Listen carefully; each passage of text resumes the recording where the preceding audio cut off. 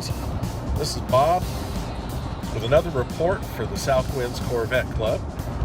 There are two things you can take away from the opening theme music that I'm using. One is that I am a hardcore Kiss fan. I love Kiss.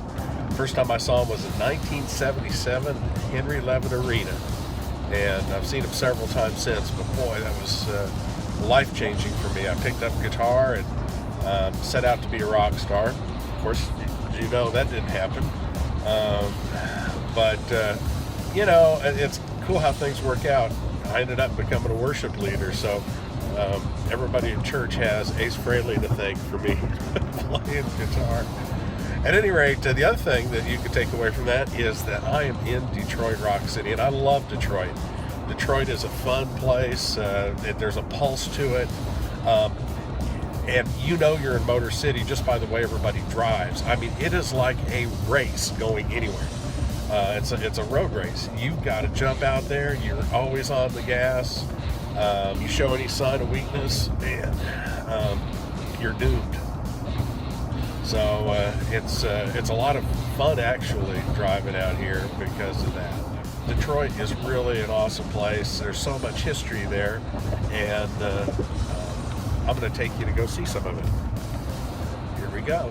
But there's something different about this city, and it is so steeped in automotive history, and there's probably no place that represents that better than the place I'm at right now, which is the GM Heritage Center. The GM Heritage Center is GM's private car collection. It's not open to the public, but I know a couple of people, so whenever I need to do interviews, they let me in here and alone with the cars.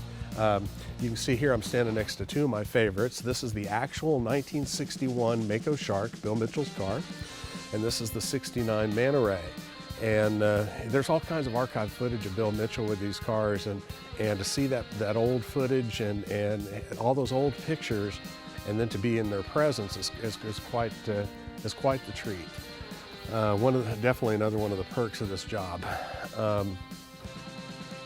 There are many really cool cars here, though, which we'll do a little quick tour and let you see some of what's going on.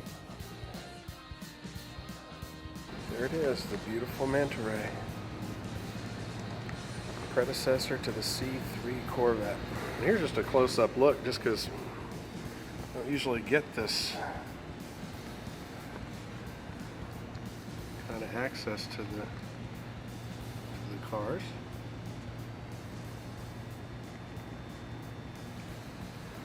And you can see that they really aren't keen on doing any kind of restoration.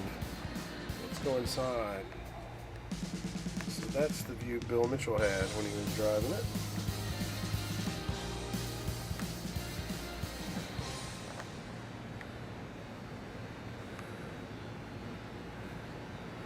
Bill was always big on the pointed tails, even though aerodynamically that turned out to be a problem. This place is so cool. In addition to the Manta Ray and the Mako Shark, there's also cars like this. You'll recognize this from the Transformer movies, Sideswipe.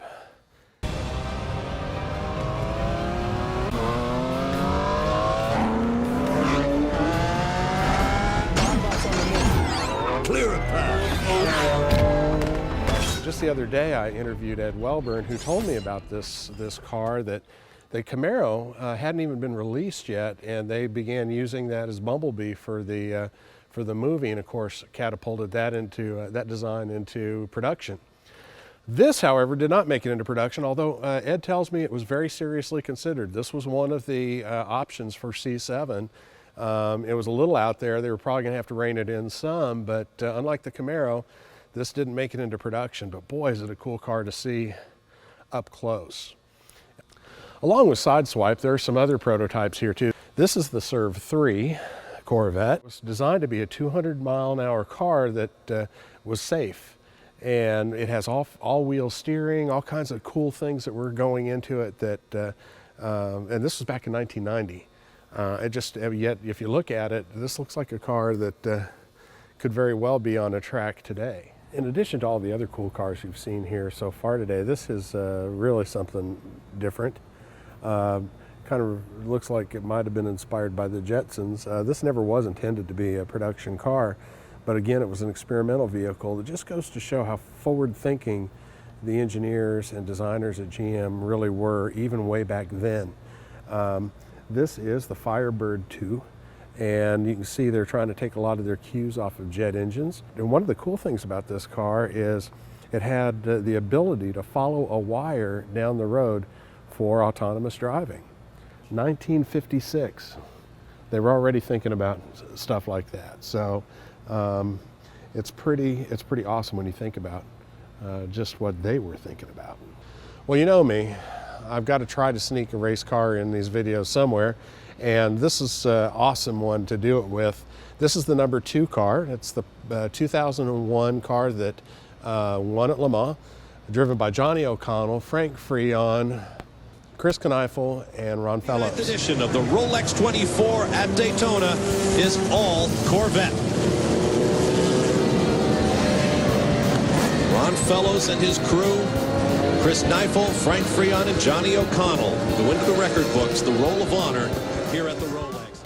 Now, in honor of this car, the prize that I've given to Dale this month to give away is a poster signed by all the drivers that competed at Le Mans this year. And it was the actual official poster. You had to get it at Le Mans. And it's really super cool. While we didn't win that race, it still felt like a victory to me. The way we fought our way back from the back to be actually contenders, but yet he still fought his way to the end and a podium finish. I mean, Jordan did a remarkable job driving. The whole team was really pretty awesome, and that felt like a win to me. So that's going to be the prize this month. Hope you enjoyed this episode. I'm going to go check out the rest of the cars. Until next time, save the day.